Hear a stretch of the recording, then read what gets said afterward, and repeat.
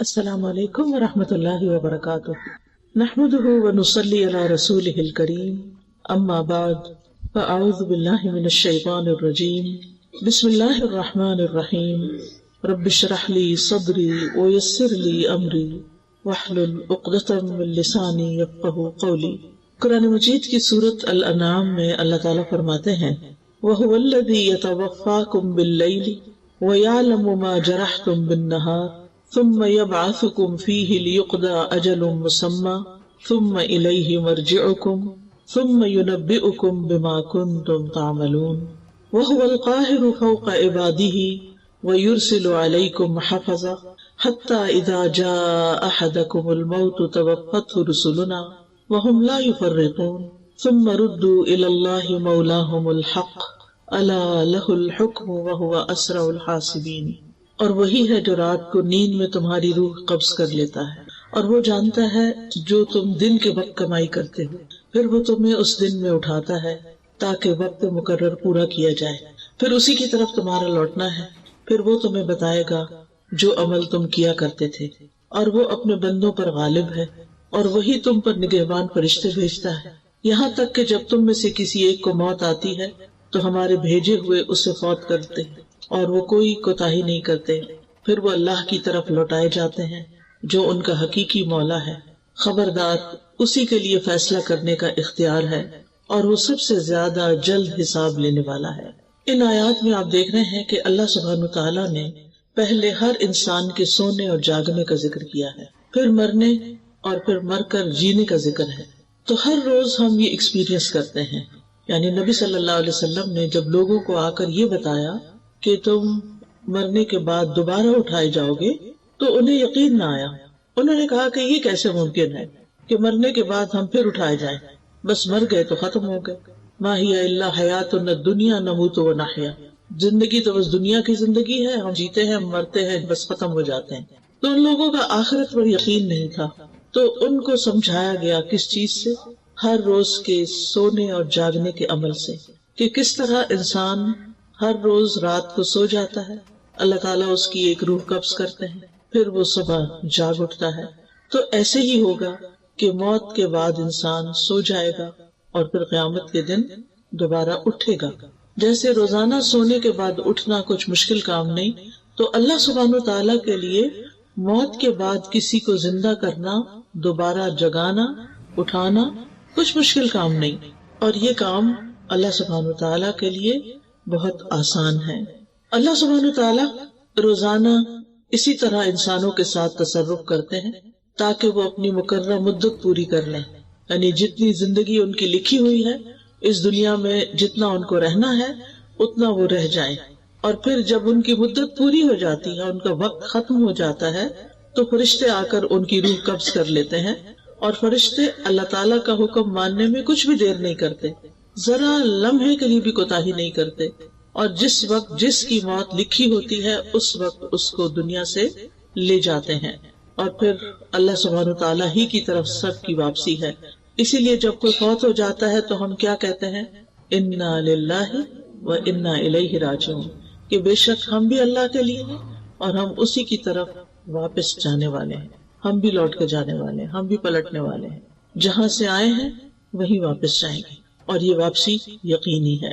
تو یہاں پر جو آیت میں لفظ آیا ہے وَهُوَ الَّذِي يَتَوَفَّاكُم بِاللَّيْلِ، وہ جو تمہیں رات کے وقت فوت کر دیتا ہے۔ توفی کا مطلب ہوتا ہے کسی چیز کو پورا لے لینا، تو حقیقت میں اس کا اطلاق موت پر ہوتا ہے، لیکن مجازی معنوں میں نیند کے لیے بھی، کیونکہ نیند جو ہے وہ موت کی بہن ہے، نیند موت سے ملتی جلتی چیز ہے۔ تو اللہ سبحانہ تعالیٰ رات کو نیند کی حالت میں تمہاری جانوں کو لے لیتا ہے، یعنی انسان کے اندر سے ایک روح نکل جاتی ہے۔ اسی لیے آپ دیکھیں کہ بعض اوقات جو خواب ہم دیکھتے ہیں اس میں ہم کسی دوسرے ملک میں ہوتے ہیں، مرے ہوئے انسانوں سے ملاقات کر رہے ہوتے ہیں، بعض اوقات کوئی ہمیں میسج دے رہا ہوتا ہے جو مر چکا ہوتا ہے۔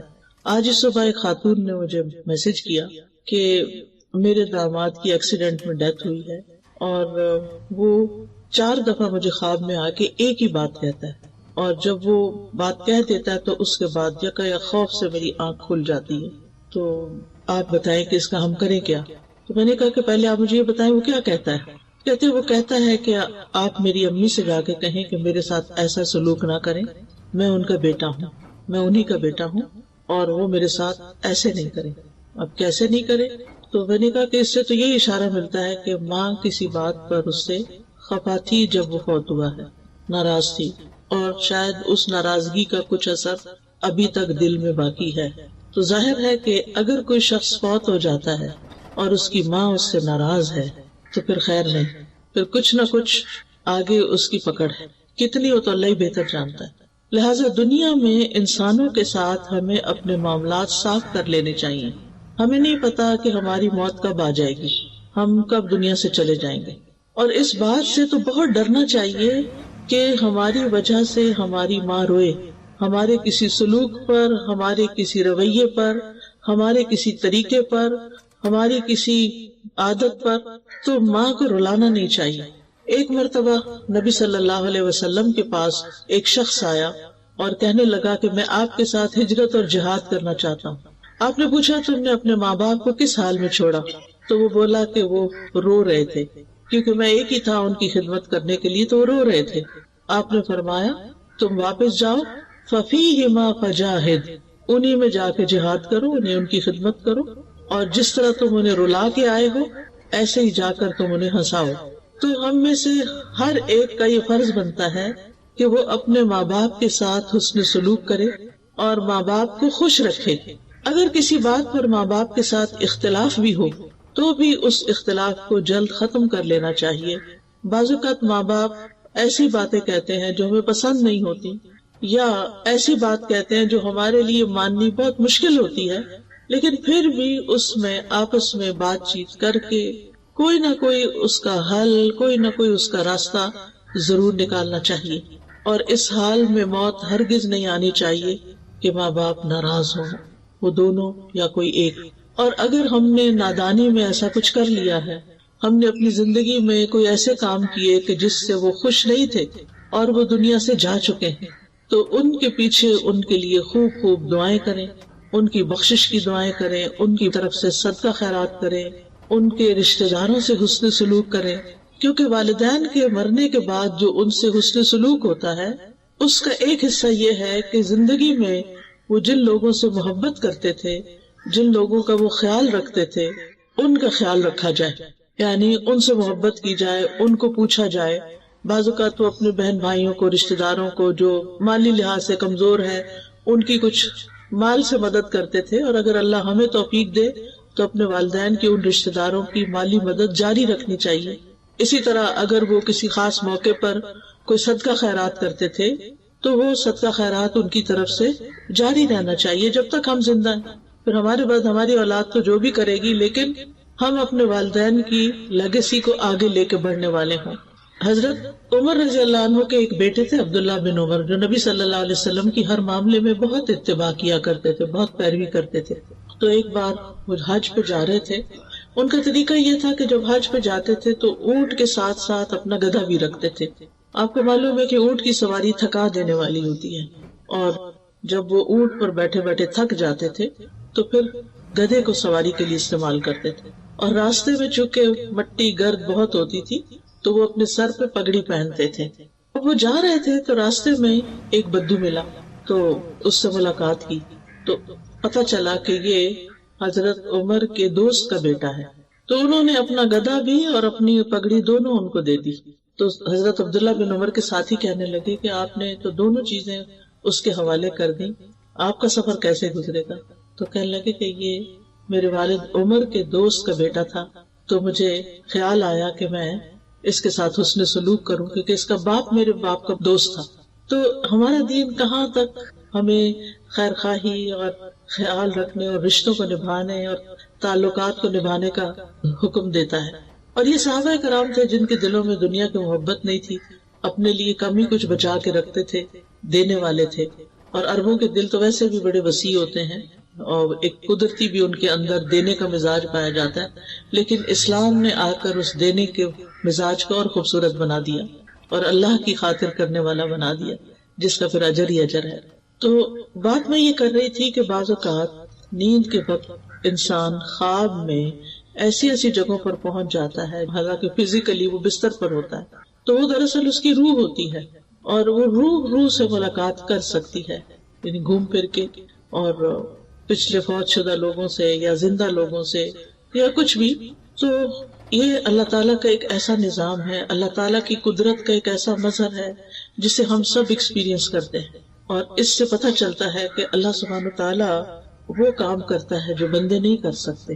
یعنی اللہ تعالیٰ اگر روح لے جائے اور واپس نہ کرے تو کوئی بندہ اس روح کو ڈال نہیں سکتا، اور اگر اللہ تعالیٰ کسی کو بچانا چاہے تو کوئی کسی کو مار نہیں سکتا، وہ اس کی حفاظت کے لیے کوئی بھی رستہ نکال دے گا.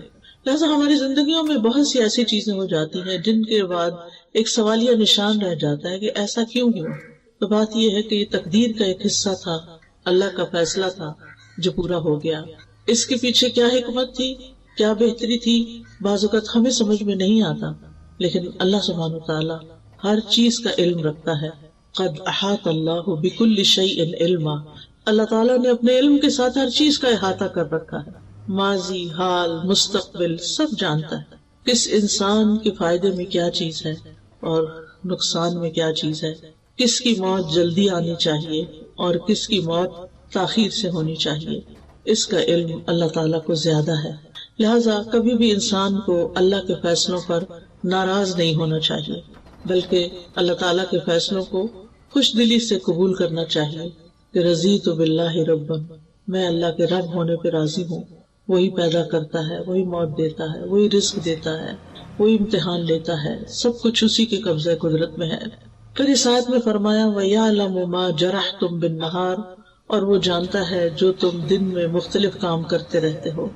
جرح کا لفظی مطلب ہوتا ہے زندہ چیز کی جلد، اسکن جو ہوتی ہے، اور چمڑے کو کسی تیز دھار چیز کے ساتھ پھاڑ دینا، جیسے چھری، تلوار، ناخن، کچلی والے دانت، ان کے ذریعے اسکن کو کاٹنا جرح کہلاتا ہے. اسی لیے زخم کے لیے لفظ جرح استعمال ہوتا ہے، اور زخمی کو مجروح کہتے ہیں. اردو میں بھی یہ لفظ استعمال ہوتا ہے، مجروح. تو یہاں مراد اس سے ما جرحتم کا مطلب یہ نہیں کہ جو تم چیرتے پھاڑتے ہو، بلکہ مطلب یہ ہے کہ جو کام تم اپنے ہاتھ سے یا زبان سے کرتے جاتے ہو.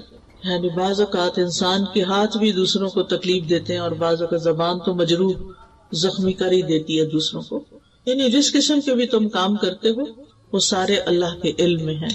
ثم یبعثکم فیہ لیقضی اجل مسمی، پھر وہ تمہیں نیند کی حالت میں فوت کرنے کے بعد دن میں اس نیند سے جگا دیتا ہے، تاکہ ہر شخص اپنی وہ عمر پوری کر لے جو اللہ کے علم میں اس کے لیے مقرر کی گئی ہے، اس دنیا میں اس کے لیے مقدر کی گئی ہے. تو اللہ سبحانہ وتعالیٰ نے انسانوں کی تقدیر زمین آسمان کی پیدائش سے بھی 50,000 سال پہلے لکھی. یہ اس کا علم تھا کہ وہ کیا پیدا کرنے والا ہے، اس کو پہلے سے پتا تھا، اور وہ پیدا ہونے کے بعد کیا کرے گا، یعنی کون سی چیز کیسی ہوگی، یہ بھی اس کے علم میں تھا. ایک پتا بھی گرتا ہے تو وہ اللہ کے علم میں ہوتا ہے. تو بعض اوقات میں جب کسی درخت کو دیکھتی ہوں تو حیران ہو جاتی ہوں کہ اس کے پتوں کا ہم احاطہ نہیں کر سکتے صرف ایک درخت کے. یعنی کچھ درخت اتنے گھنے ہوتے ہیں کہ جیسے بیری کا درخت ہے یا اور بھی کئی درخت ہوتے ہیں، ٹالی وغیرہ ہوتی ہے، کہ اگر ہم ان کو گننا چاہیں نا تو ہمارے دل لگ جائیں، یعنی ان کو، اور پھر بھی شاید غلطی کر جائیں. اور یہ سارے جھڑتے ہیں اور پھر زمین میں گل مل جاتے ہیں، پھر نئے پتے آ جاتے ہیں. تو سال ہر سال تک یہی کچھ ہوتا رہا. یہ سب کچھ اللہ کو پہلے سے پتا تھا کہ یہ درخت فلاں جگہ لگے گا اور اس پر ہر سال اتنے پتے آئیں گے، اس درخت کی عمر اتنے سال. ہمیں نہیں پتا ہوتا کب یہ درخت جل جائے، ختم ہو جائے، لیکن اللہ کو پتا ہے. ایسے ہی انسانوں کے بارے میں ہمیں نہیں پتا ہوتا کب کس دن کس کی موت کا وقت لکھا ہے اور وہ آ جائے، لیکن اللہ کو پتا ہوتا ہے. تو یہ اللہ تعالیٰ کا علم ہے. اور یہاں سے یہ بات بھی پتہ چلتی ہے کہ موت کا وقت مقرر ہے، وہ آگے پیچھے نہیں کیا جا سکتا. ہاں یہ ضرور ہو سکتا ہے کہ کچھ اعمال جو ہیں انسان کی زندگی میں برکت پیدا کرتے ہیں اور تھوڑے وقت میں انسان بہت کچھ کر کے چلا جاتا ہے اس دنیا سے. لیکن یہ بات یاد رکھنی چاہیے، نمبر ایک یہ کہ ہم یہاں ہمیشہ رہ نہیں سکتے اس دنیا میں، ہمیں یہاں سے جانا ہی جانا ہے. یعنی ہم میں سے ہر ایک پر موت آنی ہے. اور دوسری بات یہ ہے کہ موت کے بعد اللہ کے پاس جانا ہے، اللہ کو منہ دکھانا ہے. ثم الیہ مرجعکم، یعنی تمہارا اس دنیا میں اپنی زندگی کے پورا ہو جانے کے بعد اکیلے اللہ کی طرف لوٹ جانا ہے. ٹھیک ہے لوٹ جانا ہے، پھر کیا ہوگا؟ ثم ينبئکم، پھر وہ تمہیں بتائے گا، بما کنتم تعملون، جو کچھ تم کرتے رہے. ہم میں سے ہر ایک کو سوچنا چاہیے وہ کیا کر رہا ہے اپنی زندگی کے ساتھ. کیا وہ جو کچھ کر رہا ہے وہ اللہ تعالیٰ کی پسند کے مطابق ہے یا اللہ تعالیٰ کی ناراضگی کے مطابق؟ ہم بعض اوقات بڑے اچھے کام کر رہے ہوتے ہیں لیکن اس سے ہمارے دل میں کبھی بھی یہ خیال نہیں آیا کہ یہ ہم اللہ کو خوش کرنے کے لیے کر رہے ہیں. ہم کر رہے ہیں کیونکہ ہمیں اچھے لگتے ہیں وہ کام، ہمارے دل کو اچھے لگتے ہیں، ہمارے نفس کے مطابق ہوتے ہیں، ہمارا پیشن ہوتے ہیں، وہ اس لیے ہم کر رہے ہوتے ہیں. لیکن ہم میں سے ہر ایک کو سوچنا چاہیے کہ جو کچھ بھی وہ کر رہا ہے وہ کس کے لیے کر رہا ہے اور اس کا بدلہ وہ کس سے چاہتا ہے. ثم ينبئکم بما کنتم تعملون. اب یہ جو بتایا جائے گا نا تو اس سے پتہ چلتا ہے کہ ہم میں سے ہر ایک اپنا نامہ اعمال دیکھے گا، اور جب دیکھے گا تو پکار اٹھے گا، ما لهذا الكتاب لا يغادر صغيرة ولا كبيرة الا احصاها. اس کتاب کو کیا ہو گیا ہے کہ اس نے نہ کوئی چھوٹی بات چھوڑی ہے نہ کوئی بڑی، مگر اس کو گن گن کے لکھ لیا ہے، شمار کر لیا ہے. مثلاً اگر ایک انسان کو جھوٹ بولنے کی عادت ہے اور وہ زندگی میں 1000 جھوٹ بولتا ہے تو صرف جھوٹ نہیں لکھے ہوں گے بلکہ جھوٹوں کی تعداد بھی لکھی ہوئی ہوگی، کتنے 1000 جھوٹ بولے اس شخص نے. اور اسی طرح باقی اعمال بھی، اتنی رکعتیں اس نے پڑھی، اتنے قرآن کے حرف پڑھے، کیونکہ ہر حرف پہ 10 نیکیاں ملنے والی ہیں، تو وہ حروف بھی گنے ہوئے ہوں گے. ایک ایک ذرہ جو ہے اس کا بدلہ ہے. قرآن مجید میں آتا ہے ان اللہ لا یظلم مثقال ذرۃ وان تک حسنۃ یضاعفها ویؤت من لدنہ اجرا عظیما. اللہ کسی جان پر ایک ذرے جتنا بھی ظلم نہیں کرتا، ایک ڈاٹ جتنا بھی، ڈاٹ بھی بڑا ہوتا ہے، ذرہ اس سے بھی چھوٹا ہوتا ہے، اور اگر وہ ذرہ نیکی کا ہو تو اس کو وہ کئی گنا زیادہ بڑھا دیتا ہے، ملٹی پلائی کر دیتا ہے اور اپنے پاس سے اجر عظیم عطا کرتا ہے. یہ ہے ہمارا رب اللہ الرحمن کہ جو ہماری نیکیوں کی اس قدر قدردانی کرتا ہے کہ بڑے اعمال تو اپنی جگہ لیکن چھوٹا سا عمل بھی وہ قبول کرتا ہے، وہ چھوٹے سے عمل سے بھی راضی ہو جاتا ہے. اور اگر خلوص کا ذرے جتنا عمل بھی ہو تو اس کو بھی اللہ سبحانہ تعالیٰ بہترین اجر سے نوازے گا. وَيُؤْتِ مِن لَّدُنْهُ أَجْرًا عَظِيمًا. یعنی اللہ کے پاس تو بہت کچھ ہے، اس کے خزانے تو بہت وسیع ہیں، لہٰذا وہ اپنے پاس سے انسان کو اجر عظیم عطا کرے گا. یہ اللہ کا فضل ہے، یہ اللہ کی رحمت ہے. حلال کمائی میں سے ایک لقمہ جو انسان اللہ کے راستے میں خرچ کرتا ہے، اللہ سبحانہ تعالیٰ اس کو اپنے دائیں ہاتھ سے قبول کرتا ہے، دائیں ہاتھ میں لیتا ہے، پھر اس کو بڑھاتا ہے، بڑھاتا ہے، بڑھاتا ہے، حتیٰ کہ ایک لقمہ احد پہاڑ جتنا بڑا ہو جاتا ہے. آپ میں سے کسی نے احد پہاڑ دیکھا ہوگا، تقریباً 12 میل تک اس کی رینج ہے اور بہت ہیوی قسم کا پہاڑ ہے، بھاری قسم کا. صرف ایک مورسل، ایک لقمہ جو آپ کسی کو کھلا دیتے ہیں، بس شرط یہ ہے کہ اللہ کی خاطر کھلائے اور شرط یہ ہے کہ حلال کمائی میں سے ہو، کیونکہ ان اللہ طیب لا يقبل الا الطیب. اللہ تعالیٰ پاک ہے اور وہ پاک چیز کے علاوہ قبول ہی نہیں کرتا. یعنی حرام مال کو وہ قبول نہیں کرتا، مشکوک مال کو وہ قبول نہیں کرتا، پاکیزہ مال ہی کو قبول کرتا ہے جو انسان محنت سے کماتا ہے اور پھر محنت سے اپنے دل لگا کے اس کو خرچ کرتا ہے، اپنے دل کی خوشی سے اس کو آگے دیتا ہے. اور پھر صحیفوں میں تو ایک ایک چیز لکھی ہوئی ہے جسے کوئی مٹا نہیں سکتا، اور ہر چھوٹی بڑی بات، کل کبیر و صغیر مستطر، ہر چھوٹی سے چھوٹی چیز اور بڑی سے بڑی چیز سطروں میں لکھی ہوئی. مستطر، سطر کہتے ہیں نا لائن کو، یعنی تحریر شدہ ہے، ریکارڈڈ ہے، لکھی ہوئی ہے. اللہ تعالیٰ فرماتے ہیں سورۃ المجادلہ میں احصاہ اللہ ونسوہ، اللہ نے انہیں گن گن کر رکھا ہے جبکہ وہ اسے بھول چکے. انسان اپنے اعمال کر کے بھول جاتا ہے، زبان سے باتیں نکال کے بھول جاتا ہے، اپنے رویوں کو فراموش کر دیتا ہے، لیکن اللہ سبحانہ وتعالیٰ اس کو نہیں بھولتا. وَهُوَ الْقَاهِرُ فَوْقَ عِبَادِهِ، اور وہ اپنے بندوں کے اوپر غالب ہے، قاہر ہے. امام راضی کہتے ہیں اس قہر کے کئی معنی ہیں. ایک معنی ہے کہ اللہ تعالیٰ اس طرح غالب ہے کہ ایک چیز کو عدم سے وجود میں لے آتا ہے، یعنی he makes something out of nothing. تو عدم سے وجود میں لانے والا صرف وہ ہے.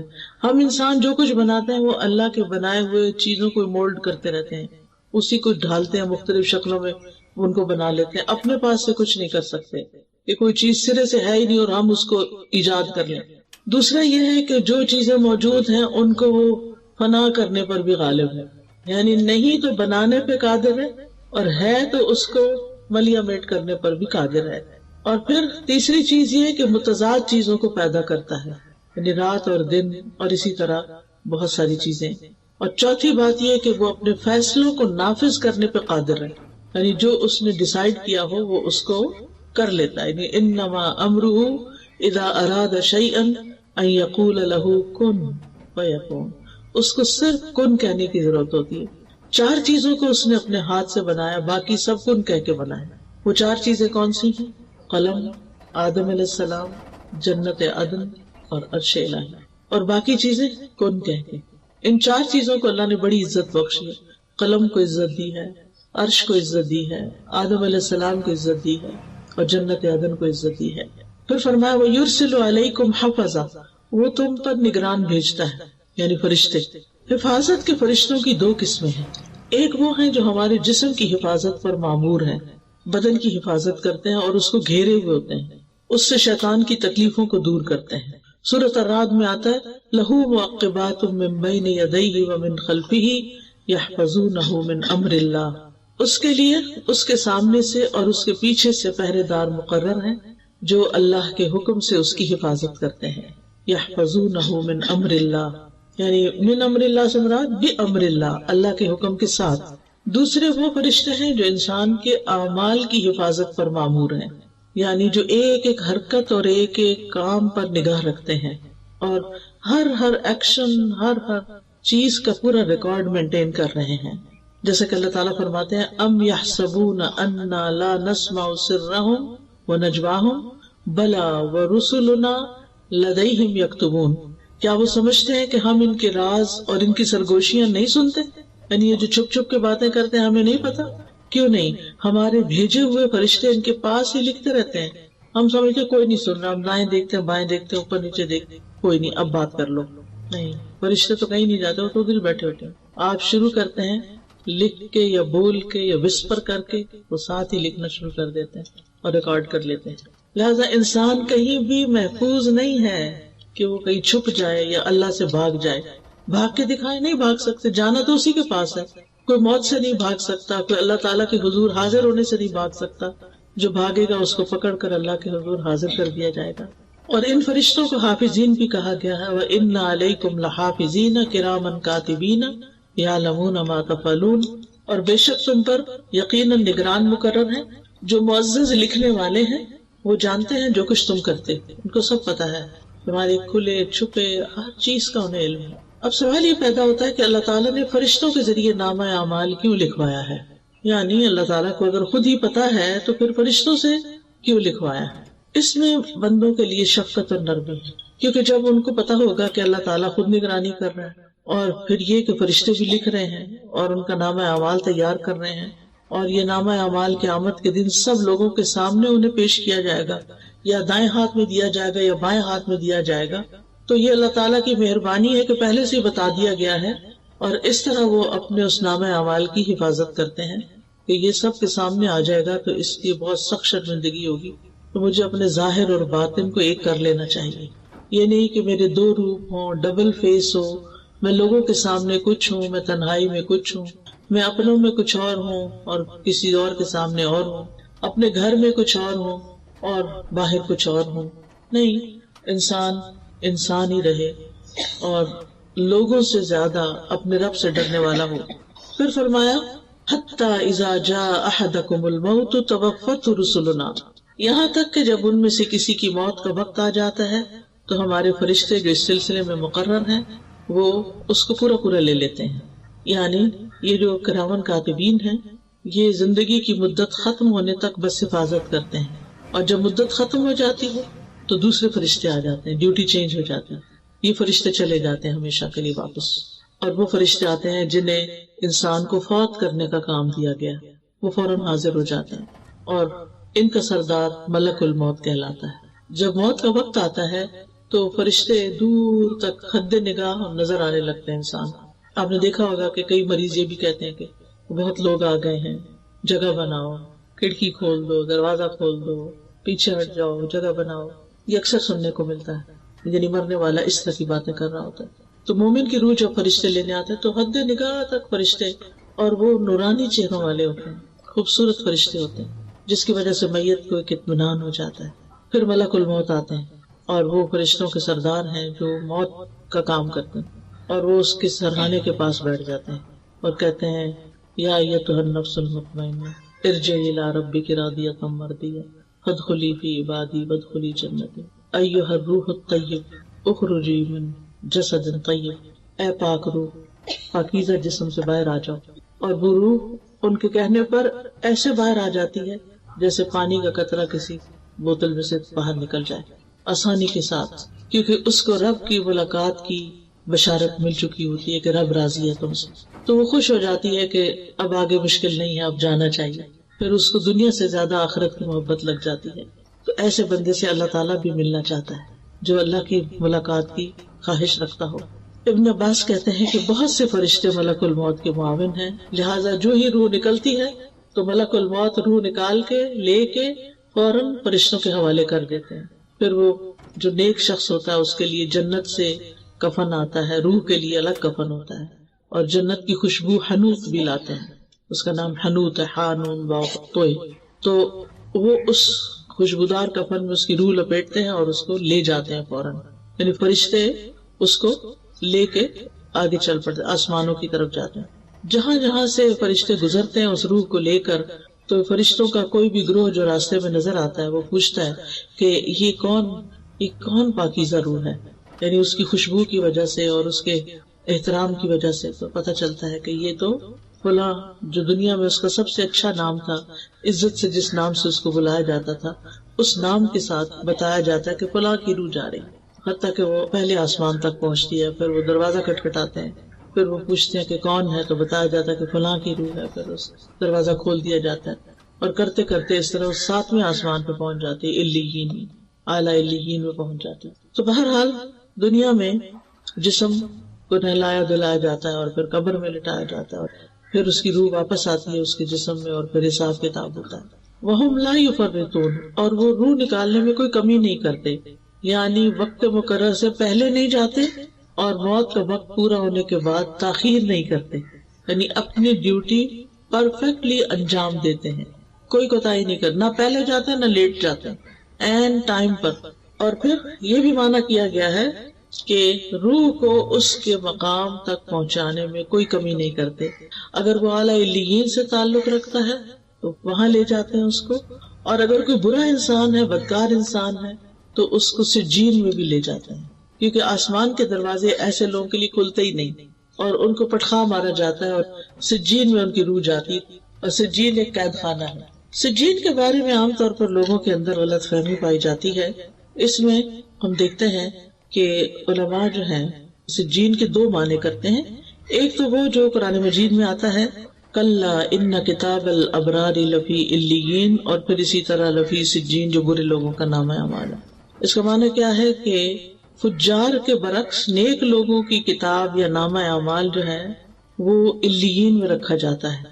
قال الاعمش عن شمر ابن عطیہ عن ہلال ابن یساف قال سأل ابن عباس کعبا، ابن عباس نے کعب رضی اللہ عنہ سے سوال کیا، وانا حاضر، اور میں اس وقت وہاں خود موجود تھا، ان سجین، سجین کے بارے میں. قال ہی الارض السابعۃ، کہ یہ 7ویں زمین ہے، وفیہا ارواح الکفار، اور اس میں کفار کی روحیں ہوتی ہیں. وسألہ عن علیین، اور ان سے علیین کے بارے میں بھی پوچھا. فقال ہی السماء السابعۃ، تو انہوں نے کہا کہ یہ 7واں آسمان ہے. وفیہا ارواح المؤمنین، اور اس میں مومنوں کی روحیں ہیں. وہکذا قال غیر واحد ان السماء السابعۃ، کہ وہ 7ویں آسمان میں ہے، یعنی علیین کہاں ہے؟ 7ویں آسمان میں، اور وہاں علیین ایک طرح سے سمجھو جنت ہی ہے. اب وہاں پر پہنچ کر ثم ردوا الی اللہ مولاہم الحق، پھر وہ اپنے حقیقی مولا، سچے مولا، اصل مولا یعنی اللہ سبحانہ وتعالیٰ کی طرف لوٹا دیے جاتے ہیں. کیوں؟ تاکہ ان کا حساب لیا جائے، تاکہ وہ قیامت کے دن جزا سزا پا سکیں. مولا جو ہے اس کا معنی ہوتا ہے جو لوگوں کے سارے امور اور معاملات کا ذمہ دار ہوتا ہے، یعنی جو گھر والوں کو ان کے کاموں میں اسسٹ کر رہا ہوتا ہے. تو حقیقی مولا جو ہے وہ اللہ سبحانہ تعالیٰ ہی ہے. الا لہ الحکم وہو اسرع الحاسبین، خبردار حکم اسی کے لیے ہے اور وہ سب سے جلد حساب لینے والا ہے. یعنی ساری مخلوق کو یک بارگی اٹھا کے سب سے اکٹھا حساب بھی لے سکتا ہے، اس کے لیے کچھ مشکل نہیں. تو ان آیات سے یہ پتہ چلتا ہے کہ اللہ تعالیٰ اپنی تمام مخلوقات کی حرکات و سکنات کا احاطہ کیے ہوئے ہے. پھر یہ کہ سونا اور جاگنا اللہ کی بنائی ہوئی آخرت کی یاد دلاتا ہے، اور یہ یاد آنی چاہیے. پھر یہ کہ ہمیں موت کی تیاری کرنی چاہیے، موت کو یاد رکھنا چاہیے. ہر نماز میں اپنی موت کو یاد رکھیں، اس سے نماز میں خشوع و خضوع آئے گا. پھر موت کی حقیقت پہچاننے کے لیے دوسری مصیبتیں ہلکی ہو جاتی ہیں، اور کسی کی موت کی خبر سن کے اپنی موت کے بارے میں ضرور سوچیں. یہ نہ سوچے کہ ہمارا تو اس سے تعلق کوئی نہیں، وہ تو دوسرا خاندان ہے اور اس کو کووڈ-19 کی ویکسین سوٹ نہیں کی، لہٰذا اس پر تو یہ مسئلہ ہو گیا اور ایسے فوت ہو گیا، تو ہماری تو ابھی نہیں باری. نہیں، کسی کو نہیں پتا کون لائن کے کس نمبر پر ہے. اور پھر یہ ہے کہ موت کو ناپسند نہیں کرنا چاہیے بلکہ اچھے کام کرنا چاہیے، تاکہ موت کے وقت جو ہماری زندگی ہے وہ خوبصورت ہو. کیونکہ ہر ایک نے مرنا ہے، موت کا فرشتہ بھی مقرر ہے، موت سے فرار ممکن نہیں، موت سے کوئی بھی بچنے والا نہیں. یعنی کوئی یہ نہیں کہہ سکتا کہ میں بچ جاؤں گا، بھلا میں نے دوائی ایجاد کر لیا اور وہ کھا لوں گا اور کبھی موت نہیں آئے گی مجھ پر، ایسا نہیں ہو سکتا. پھر یہ کہ موت کا وقت اور جگہ بھی مقرر ہے. پھر یہ بھی یاد رکھنا چاہیے کہ موت کی سختیاں بھی ہیں. کلا اذا بلغت التراقی وقیل من راق وظن انہ الفراق والتفت الساق بالساق. ہرگز نہیں، وہ وقت یاد کرو جب جان ہنسلیوں تک پہنچ جائے گی اور کہا جائے گا ہے کوئی دم کرنے والا، دم جھاڑ کرنے والا، اور وہ یقین کر لے گا کہ یقیناً جدائی کا وقت آ گیا ہے. پنڈلی پنڈلی کے ساتھ لپٹ جائے گی، اس دن تیرے رب ہی کی طرف روانگی کا وقت ہے. انبیاء علیہ السلام کو بھی موت کی شدت محسوس ہوئی تھی. اب یہ ہے کہ اگر کوئی اپنے قریبی لوگوں میں سے فوت ہو جائے تو کیا کرنا چاہیے؟ خبر سنتے ہی پہلے الفاظ انا للہ و انا الیہ راجعون پڑھنے چاہیے. پھر اس شخص کے لیے دعا کرنی چاہیے، لواحقین کے لیے دعا کرنی چاہیے. زبان سے رب کو راضی کرنے والے کلمات ہی کہنے چاہیے، یعنی ایسی باتیں نہیں کرنی چاہیے کہ جس سے اللہ تعالیٰ ناراض ہو. اللہ کی ناراضگی کے جملے نہیں بولتے. اللہ سبحانہ تعالیٰ کی تعریف کرنی چاہیے، صبر کرنا چاہیے.